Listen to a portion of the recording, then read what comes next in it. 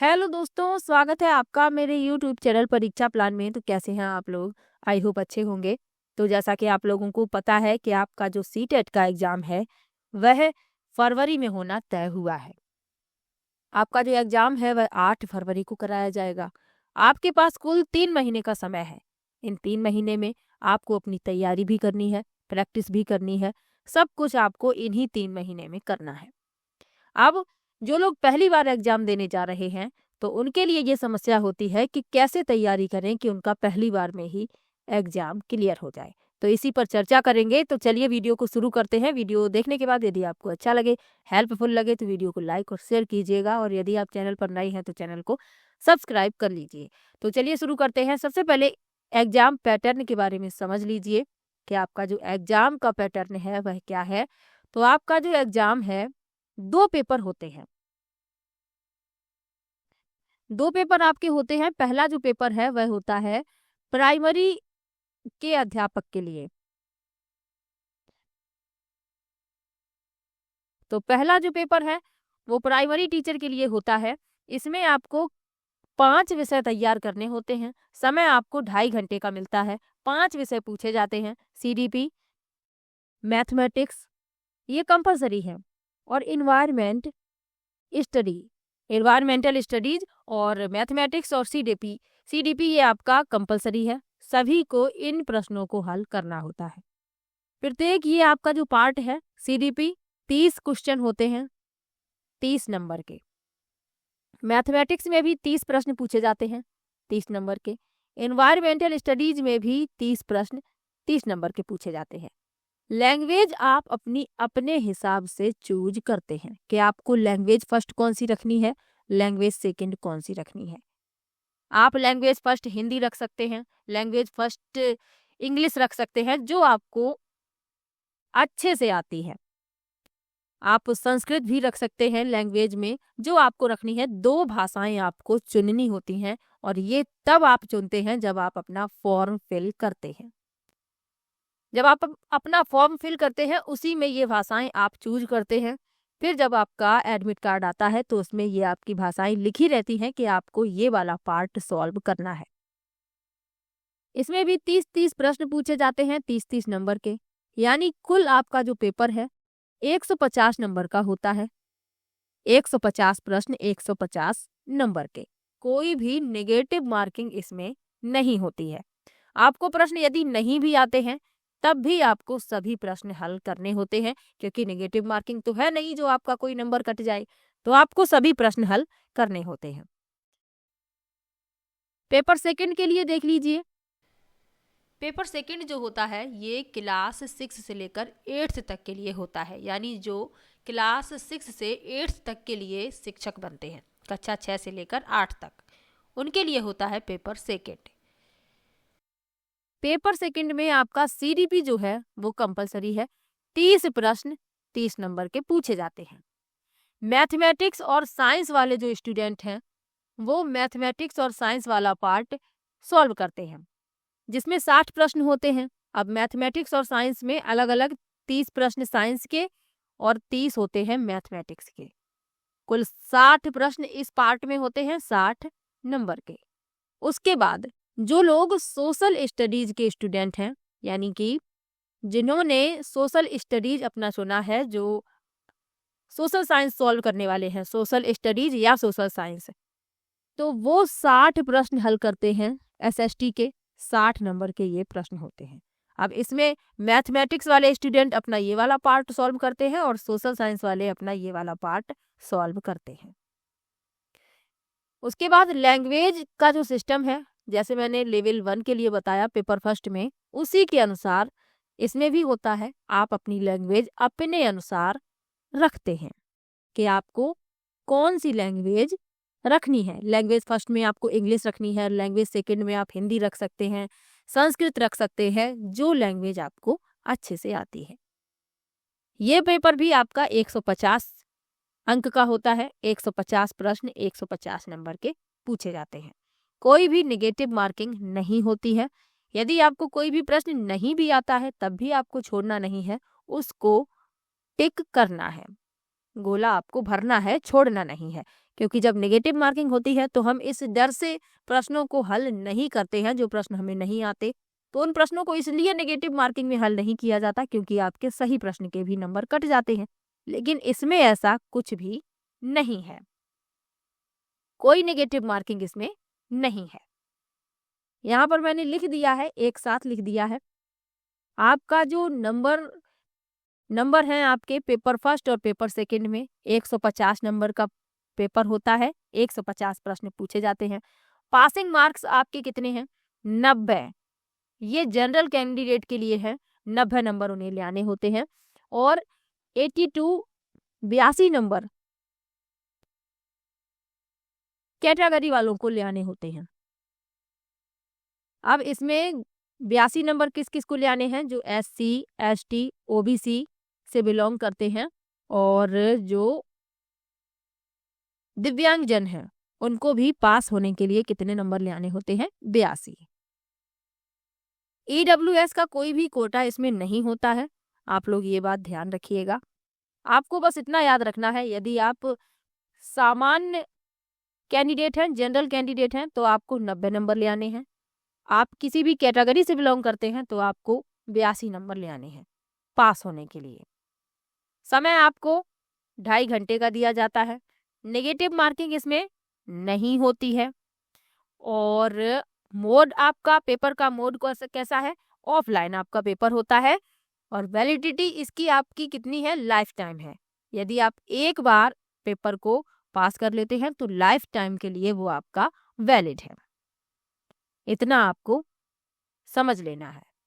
अब बात करते हैं कि एग्जाम की तैयारी कैसे करें। अब जो लोग पहली बार एग्जाम देने वाले हैं उनके लिए थोड़ी सी समस्या होती है क्योंकि उन्हें एग्जाम के पैटर्न के बारे में पता नहीं होता है, कैसे वो तैयारी करें। तो पहली बार जो एग्जाम दे रहे हैं, सबसे पहले प्रीवियस ईयर के पेपर पढ़ लें। आपको क्या करना है? प्रीवियस ईयर के पेपर एक बार पढ़िए, जो पेपर हो चुके हैं, जितने भी पेपर हो चुके हैं। आपको शुरुआत करनी है, या तो आप लास्ट वाले पेपर से शुरुआत कर सकते हैं, जो पेपर सबसे लास्ट में हुआ है, या आप सबसे पहले वाले पेपर से शुरुआत कर सकते हैं। लास्ट वाले पेपर से शुरुआत करेंगे तो आपको पता चल जाएगा कि अब कठिनाई का स्तर कितना है, और सबसे पहले वाले पेपर से शुरुआत करेंगे तो आपको ये पता चलेगा कि कठिनाई का स्तर किस प्रकार बढ़ा है। दोनों में आपको ये पता चल जाएगा। 2011 वाले पेपर से यदि आप शुरुआत करते हैं, फिर 2012 वाला, 13 वाला, जिस क्रम में पेपर हुए हैं उस क्रम में आप यदि पेपर को देखेंगे तो आपको पता चलेगा कि धीरे धीरे कठिनाई का स्तर जो है वो बढ़ता चला गया है। और अब जो पेपर पूछा जाता है उसमें कठिन प्रश्न पूछे जाते हैं। आप देख रहे हैं कंपटीशन कितना ज्यादा है, तो सरल प्रश्न पूछे जाते हैं, लेकिन कुछ प्रश्न ऐसे भी होते हैं जो थोड़े से कठिन भी होते हैं। प्रत्येक परीक्षा में पूछे जाते हैं। तो आपको प्रीवियस ईयर के पेपर पढ़ लेने हैं। सबसे पहले जब आप प्रीवियस ईयर के पेपर पढ़ लेंगे तो आपको ये पता चल जाएगा कि कौन से ऐसे टॉपिक हैं जिनमें प्रत्येक वर्ष प्रश्न लिए गए हैं, जिनसे प्रत्येक वर्ष प्रश्न लिए गए हैं, वो टॉपिक आपको पता चल जाएंगे। फिर आप उन टॉपिक को अच्छे से तैयार कर लेंगे। तो आपको वो टॉपिक पता चल जाएंगे, वो टॉपिक आप अच्छे से तैयार कर लेंगे तो उन टॉपिक से संबंधित आपके जितने भी प्रश्न होंगे वो गलत नहीं होंगे। पहला काम तो आपको यही करना है, और इस काम में आपको देरी नहीं करनी है। समय आपके पास कुल 3 महीने का ही है।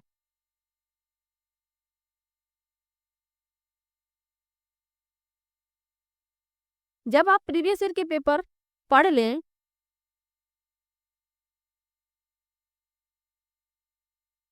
तो आपको इम्पोर्टेंट टॉपिक पता चल जाएंगे कि कौन से टॉपिक इम्पोर्टेंट हैं। वो टॉपिक आप पढ़ लेंगे, अपने सिलेबस में उनको टिक कर लेंगे कि इन टॉपिक से हमेशा ही प्रश्न पूछे गए हैं, तो इन टॉपिक को अच्छे से पढ़ना है।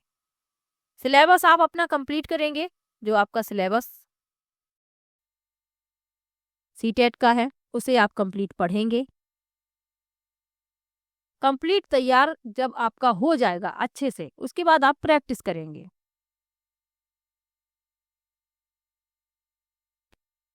क्योंकि प्रैक्टिस करना बहुत ही ज़्यादा ज़रूरी होता है। यदि आप प्रैक्टिस नहीं करेंगे तो आप अपने आप को कैसे जांच पाएंगे कि आपने कितना सीखा है। और टारगेट आपको हमेशा ज़्यादा नंबर का बना के चलना है। जैसे यदि आप 110 नंबर का टारगेट बनाते हैं तो आप मुश्किल से 92 से 95 नंबर तक ही ला पाएंगे, 92 से 95 इतने नंबर के बीच में ही आप नंबर ले आ पाएंगे। तो आपको टारगेट हमेशा कितना रखना है, ज्यादा का टारगेट बनाना है।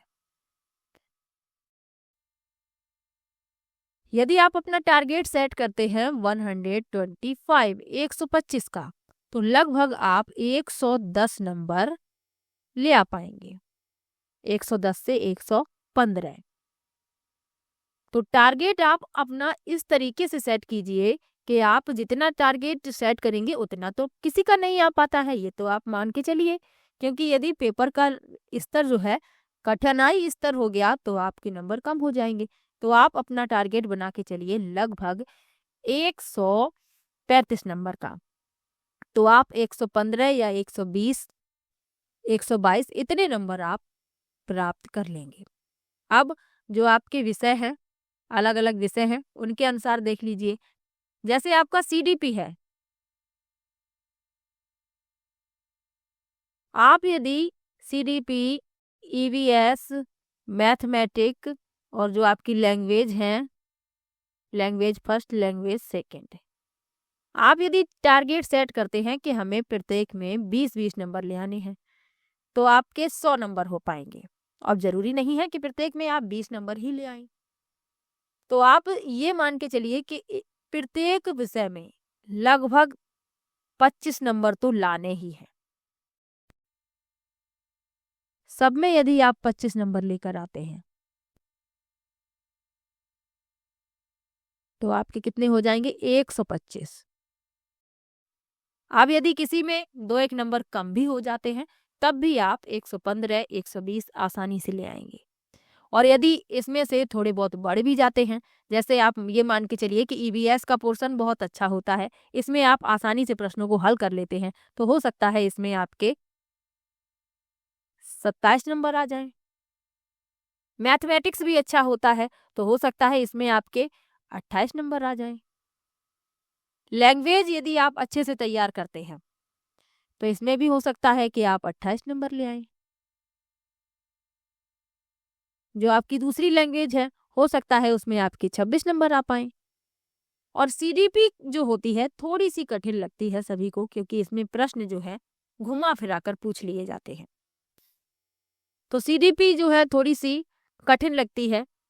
बाकी विषय आप देखेंगे अच्छे पूछे जाते हैं, अच्छे इसमें प्रश्न पूछे जाते हैं जो आपको आसानी से समझ में आते हैं। तो यदि सीडीपी में आप 20 नंबर भी ले आते हैं तो आप टोटल करेंगे, आपके 129 नंबर हो जाएंगे।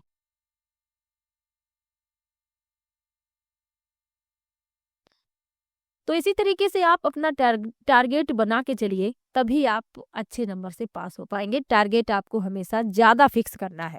जितना टारगेट आप लेके चलते हैं उतना नंबर कभी नहीं आता है, उससे कम नंबर ही आप ले आ पाते हैं। इसी प्रकार से, ये तो मैंने लेवल 1 के लिए बताया, पेपर फर्स्ट के लिए। इसी प्रकार से आप पेपर सेकंड में भी अपनी तैयारी कर सकते हैं। कैसे, पेपर सेकंड के लिए भी देख लीजिए, क्योंकि उसमें जो आपका एक पोर्शन है मैथमेटिक्स वाला और एसएसटी वाला, सबसे ज़्यादा समस्या एसएसटी वालों को एसएसटी वाले पोर्शन में है। चलिए उस पर भी चर्चा कर लेते हैं। सीडीपी जो है, सीडीपी के बारे में तो मैंने आपको बता दिया, उसी तरीके के प्रश्न इसमें भी आते हैं, बस स्तर थोड़ा सा ऊंचा होता है लेवल 2 में। आपका जो मैथमेटिक्स और साइंस वाला पोर्शन है, तो जो मैथ और साइंस के स्टूडेंट हैं उन्हें कोई खास समस्या इसमें नहीं होती है। मैथ वाले जो प्रश्न होते हैं अलग से दिए जाते हैं, 30 प्रश्न, साइंस वाले अलग से, वो लोग उन्हें आसानी से हल कर लेते हैं। लेकिन एसएसटी वालों के लिए क्या समस्या है? एसएसटी में कोई एक विषय नहीं है, हिस्ट्री, जियोग्राफी, पॉलिटी और पेडागोजी से संबंधित प्रश्न भी पूछे जाते हैं। इन सब से संबंधित प्रश्न आपके एक साथ मिलाकर पूछे जाते हैं। कुल 60 अंक 60 प्रश्न। अब जिसका ये वाला पार्ट कमजोर है वो लेवल 2 का एग्जाम पास नहीं कर सकता। क्यों नहीं कर सकता? अब 60 नंबर में हो सकता है उसके 20 ही नंबर यदि आ पाए तो आप मान के चलिए कैसे पास हो पाएगा। बाकी विषय में आप भले ही अच्छे नंबर ले आए, लेकिन यदि आप इन 60 में से 45 नंबर के ऊपर नहीं ला पाई, 40 नंबर के ऊपर, तो आप लेवल 2 का एग्जाम पास नहीं कर पाएंगे। तो एसएसटी वाले विशेष रूप से ध्यान दें। एसएसटी वालों को क्या करना है, अच्छे से इस विषय को तैयार करना है। अब ये विषय तैयार कहाँ से करना है, सबसे पहले तो आपको प्रीवियस ईयर के पेपर पढ़ लेने हैं। ये तो मैंने आपको बता ही दिया, ये सभी के लिए है। प्रीवियस ईयर के पेपर तो सभी को पढ़ने हैं। प्रीवियस ईयर के पेपर पढ़ने के बाद आपको एनसीईआरटी की किताबें पढ़नी है। एसएसटी वाले ध्यान दें, आपको एनसीईआरटी की क्लास 6 से लेकर 8th तक की जो सोशल साइंस की किताबें हैं वो पढ़नी है। सोशल साइंस की आपको किताबें पढ़नी है और सोशल साइंस की किताब पढ़ने के बाद आपके सभी टॉपिक तैयार हो जाएंगे, क्योंकि ये जो प्रश्न सीटेट में पूछे जाते हैं वो आपके एनसीईआरटी की किताबों से ही संबंधित होते हैं। तो आपको सोशल साइंस की किताबें पढ़ लेनी है। पहले जो पुरानी किताबें थी उनमें क्या था, हिस्ट्री की, ज्योग्राफी की, पॉलिटी की अलग अलग किताबें चलती थीं, लेकिन अब किताबें बदल चुकी हैं। आपको जानकारी होगी इस बात की। किताबें जो हैं वो बदल चुकी हैं। नई किताबें हैं जिसमें सोशल साइंस की एक किताब है और उसी में हिस्ट्री, ज्योग्राफी और पॉलिटी एक साथ दिया गया है। अलग अलग अब आपकी किताबें नहीं हैं। तो जब अलग अलग किताबें चलती थी तब मैंने आपका कंप्लीट हिस्ट्री भी पढ़ाया था, ज्योग्राफी भी पढ़ाया था, पॉलिटी भी पढ़ाया था एनसीईआरटी से।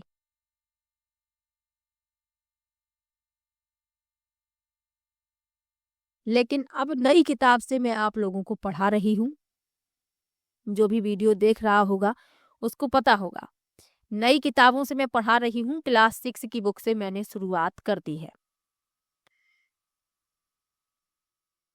तो आप लोग वो वीडियो देख लीजिएगा यदि आप ज़रूरत समझें, क्योंकि यदि आप स्वयं से पढ़ सकते हैं तो ये बहुत अच्छी बात है।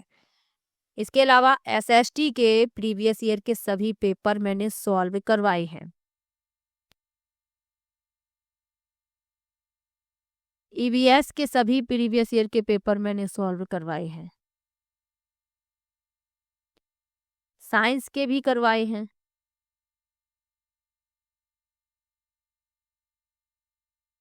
जितने भी पेपर हुए हैं, तो आप लोग ये वीडियो देख सकते हैं यदि आप ज़रूरत समझते हैं तो, कोई ज़बरदस्ती नहीं है। प्लेलिस्ट चेक कीजिएगा, वहाँ पर आपको सभी वीडियो एक साथ मिल जाएंगी। और इन सब में भी कुछ प्रश्न डाउट वाले हैं। आपको लगेगा कि आंसर की में ये उत्तर नहीं होना चाहिए और वही उत्तर होता है, तो वो सभी प्रश्न मैंने करवाए हैं, तो आप लोग देख सकते हैं। और प्रीवियस ईयर के पेपर जरूर पढ़िएगा, प्रत्येक विषय के पेपर जरूर पढ़िएगा। तो इसी पर मैंने चर्चा करने के लिए ये वीडियो बनाया था। तो मेन मकसद क्या है, आपको कैसे क्लियर करना है। प्रीवियस ईयर के पेपर पढ़ने हैं, सिलेबस कंप्लीट पढ़ना है, सिलेबस और प्रैक्टिस, बस ये छोटा सा फॉर्मूला आपका सीटेट एग्जाम क्लियर करने का। Previous year paper, syllabus, practice, इतना आपने यदि कर लिया, आपको एग्जाम पास होने से कोई नहीं रोक सकता। बस आपको इतना करना है।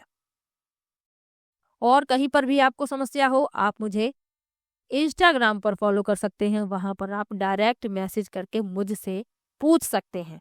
प्रीवियस ईयर के पेपर यदि आपको चाहिए तो आप टेलीग्राम से प्राप्त कर सकते हैं, यदि नहीं होंगे तो मैं उस पर सेंड कर दूंगी। और एनसीईआरटी की किताबें आप एनसीईआरटी की ऑफिशियल जो वेबसाइट है वहां से डाउनलोड करके स्वयं पढ़ सकते हैं। और यदि आप नहीं पढ़ पा रहे हैं तो आप मेरी वीडियो देख सकते हैं। क्लास 6 से मैंने शुरुआत कर दी है, तो आप लोग वो वीडियो जरूर देख लीजिए।